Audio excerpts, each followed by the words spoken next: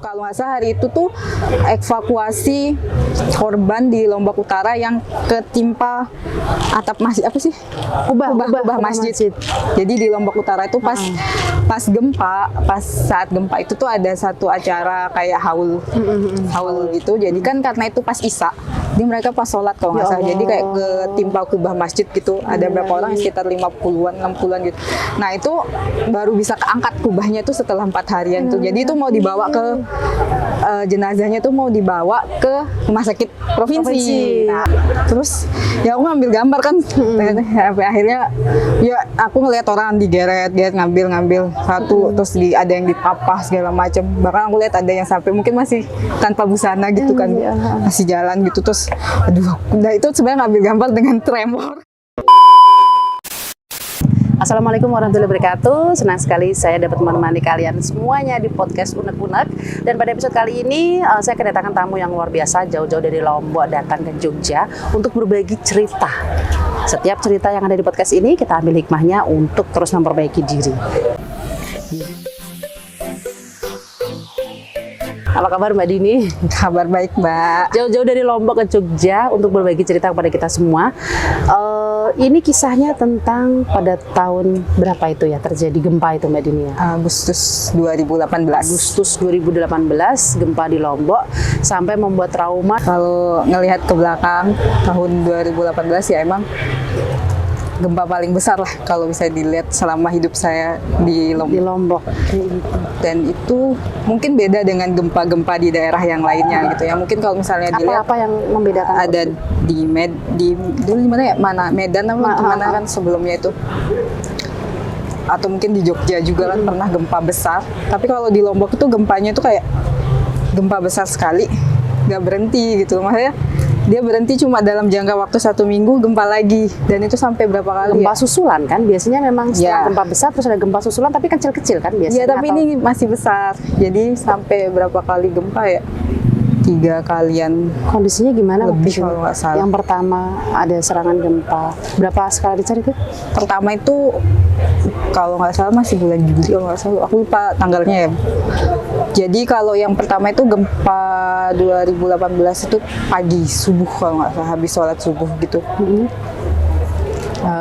Itu masih 6,4 skala Richter, dan mungkin masih sebagian kecil Pulau Lombok yang terkena dampaknya.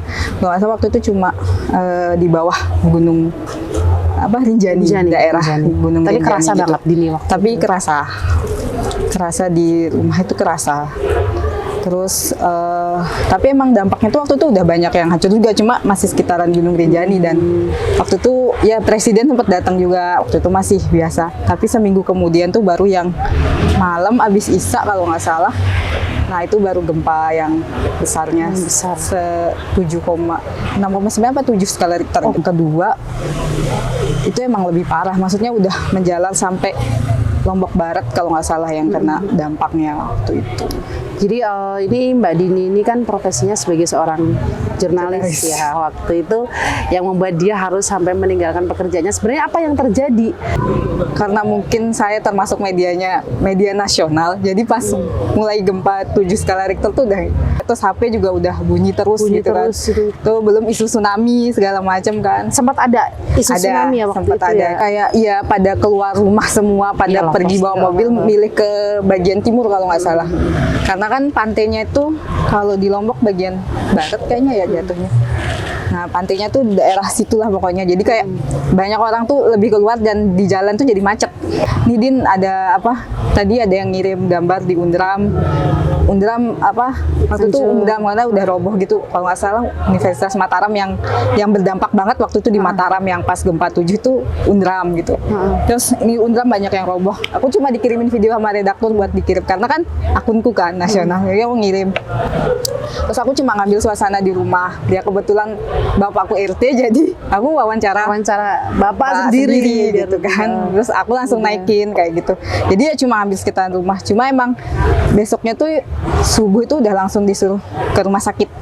Ini kamu ngepost di rumah sakit ya, karena semua korban tuh dibawanya ke rumah sakit. Jadi aku dari subuh ya, jadi aku subuh keesokannya itu subuh itu aku udah ngepost di rumah sakit dari subuh, dari jam 5 tuh udah jalan Untuk update jumlah buat korban, update jumlah korban segala kondisinya. macam, kondisinya gimana di rumah sakit.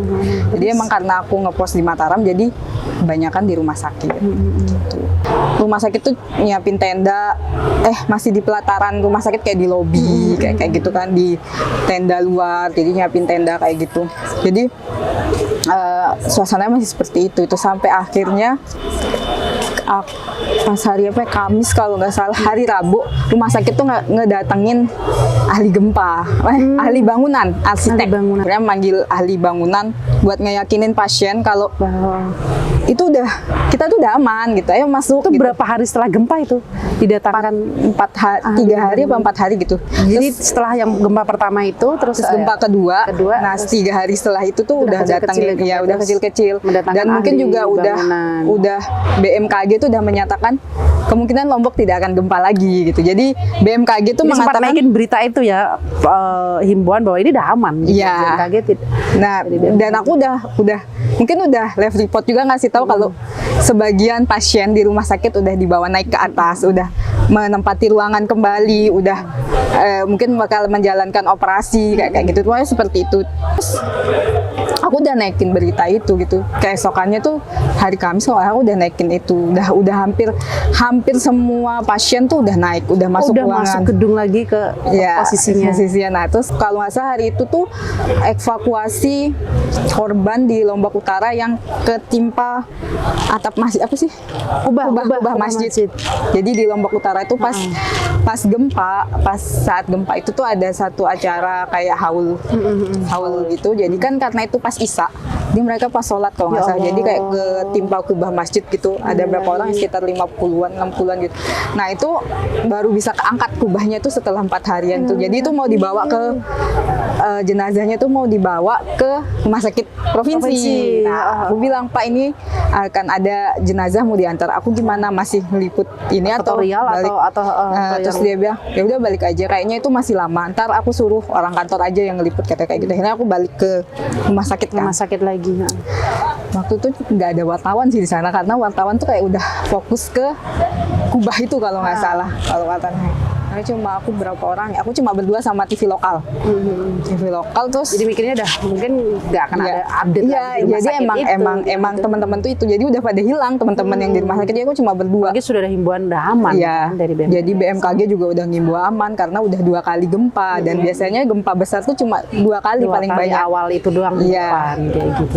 Jadi gempa tuh kata BMKG ada pendahuluan. Ada yang kedua tuh baru gempa yang sebenarnya Pendahuluan gitu. isi penutup. Nah, yang penutupnya itu yang kecil-kecil sebenarnya. Jadi udah selesai gitu. Jadi udah 2 kali. Jadi ibaratnya tuh BMKG tuh berpikir selama penelitian pun di dunia pun gempa tuh cuma 2 kali besarnya gitu. Nah, yang hari Kamis itu cuma emang. Nah, terus udah nggak ada wartawan yang datang. Maksudnya di rumah sakit udah sepi Cuma kamu wartawan. sama Nah, TV aku lokal sama di ada TV sana, lokal Lombok Pos TV kalau nggak salah waktu itu. Berdua. Terus kamu nunggu jenazah kata temen. Iya, aku bilang. Tapi aku ngeliput ini dulu aja sedikit yang pasien yang ngeyel nggak mau masuk kamar gitu. Itu masih ada beberapa tapi nggak banyak. Ya nggak ada 1/4 juga nggak ada. Udah tinggal hitungan Karena masih ketakutan. bijian lah atau puluhan lah ibaratnya. Oh, wawancara udah selesai dan ngirim tuh yang itu sambil nunggu di depan ruang jenazah tuh nunggu sambil ngetik sambil nunggu apa perintah nunggu enggak ya nunggu jenazah info jenazah datang jenazah yang kubah itu tadi ya yang kubah itu aku ngetik terus tiba-tiba tuh langsung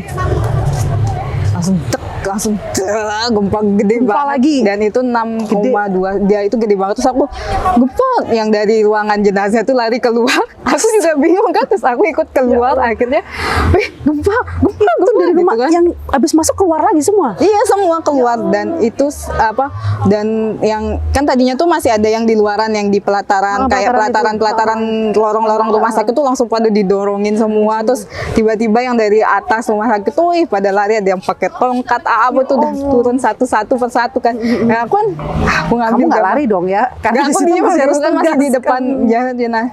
Aku ngelarin HP ya, namanya aku jurnalis ya, aku refleks buat melakukan pekerjaan ya, aku langsung rekam semua karena aku rekam terus ya aku ngambil gambar kan. Sampai akhirnya ya aku ngeliat orang digeret ngambil satu terus ada yang dipapah segala macam, bahkan aku lihat ada yang sampai mungkin masih tanpa busana gitu kan, masih jalan gitu. Terus aduh, nah itu sebenarnya ngambil gambar dengan tremor karena ngelihat orang kondisinya bermacam-macam gitu. Kondisi berlarian gempa dan kamu harus ngambil gambar ya terus berlarian terus ya kena tegur lah akhirnya sama seorang dokter, perawat atau dokter entahlah, aku nggak tahu, dengan nada kasar.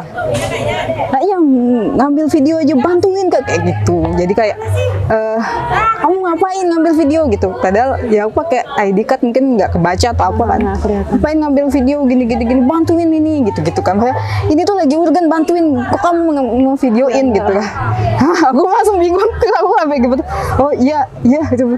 Langsung masukin, bantuin beberapa, keluarin lagi HP masih dengan gaya. Jadi kamu bantu ini sambil ngerekam, bantu ngerekam gitu. Terus akhirnya Danu tuh kok ngerasa kayak makin banyak orang berlarian keluar kan. Tuh habis ya udahlah aku masukin HP, udah aku tuh bantuin orang-orang gitu. HP ku bunyi terus kan, tapi aku karena udah kaget ya udah aku duduk di samping kamar jenazah.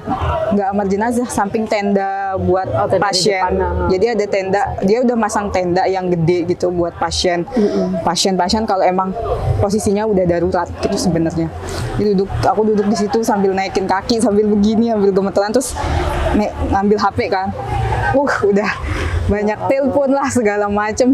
Dini di rumah sakit gimana? Dini di rumah sakit gimana? Aku cuma baca doang terus itu masih tremor banget. Iya, aku tuh kan orangnya tremoran, Mbak. Jadi kalau misalnya udah tremor, kalau udah ada itu tuh sampai ya bisa sampai lebih parah.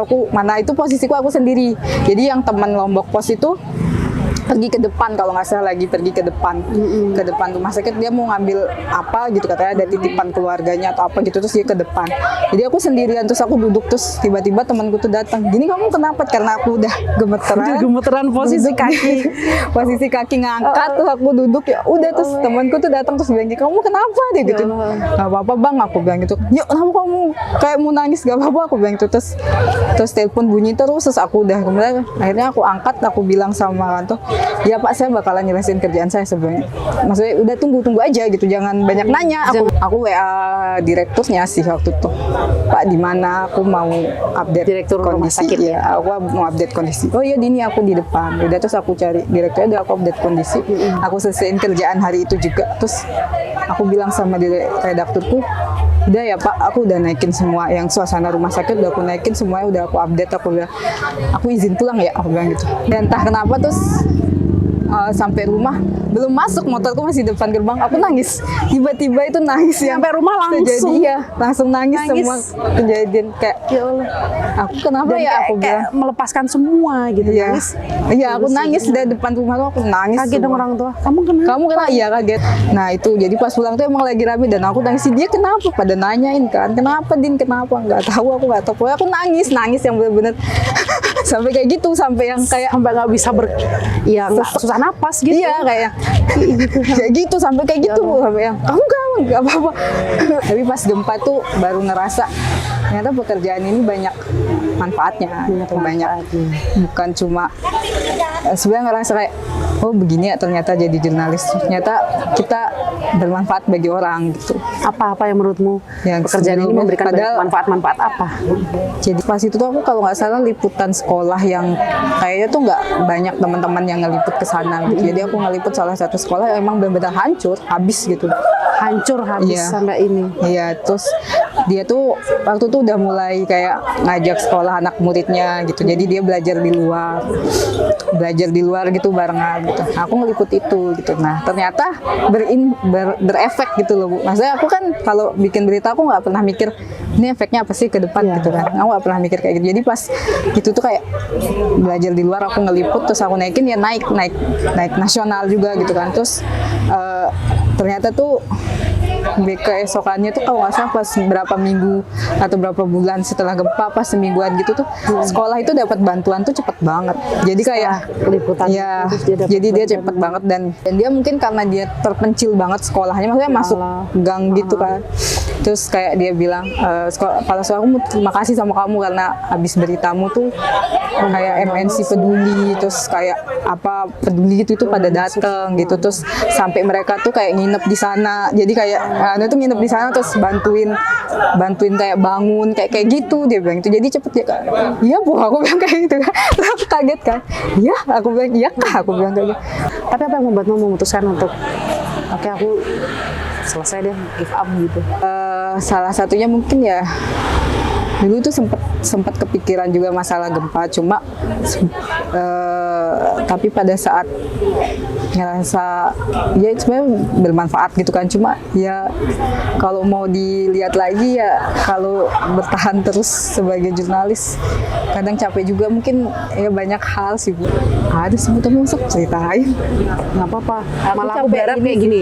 aku capek sebenarnya berharap kayak ya. ngadepin Pejabat bukan ya?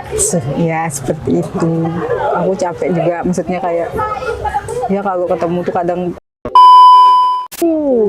capeknya itu mungkin karena ya gimana ya, dunia wartawan tuh gak yang selama yang mulus gitu loh ya, kayak ibaratnya nerima termasuknya mungkin hal satu itu Bodrek gitu ya. ya, Jadi itu kayak ngerasa berkah, nggak nemukan banyak hal orang kecil kayak gimana ya gimana, terus balik lagi ke aku ngeliput orang besar ibaratnya kan, orang ada gitu, tahu kasus-kasusnya dia, ya nggak banyak sih aku tahu kasus-kasusnya orang. tahu kasusnya dan kamu harus keep kayak Ya, gitu nggak ini. tahu mereka kayak gimana, butuh bantuannya kayak gimana, kayak gitu mungkin salah satunya Dan dari situ. itu bertentangan dengan isi hati yang bahwa ini harus diberitakan tapi saya nggak bisa gitu ya. Kadang kayak gitu. Dan jurnalis Salah memang terancam keselamatannya ketika harus membongkar kasus Jangan, yang kita tahu. jangan. Pesan apa yang mau disampaikan? Apa ya, aku bingung. Bekerja lah sesuai hati aja dan kenyamanan, kan kita kerja nyari kenyamanan. Makasih banyak Mbak Dini sudah ada di sini berbagi cerita pada teman-teman netizen. Apa yang diceritakan Mbak Dini semoga menjadi inspirasi dan kita harus ambil hikmahnya. Semua cerita, semua peristiwa akan menjadi lebih baik, entah itu cerita kurang baik atau peristiwa baik, kurang enak, tidak cocok dengan hati kalian semua, tapi yang jelas ambil hikmahnya. Assalamualaikum warahmatullahi wabarakatuh.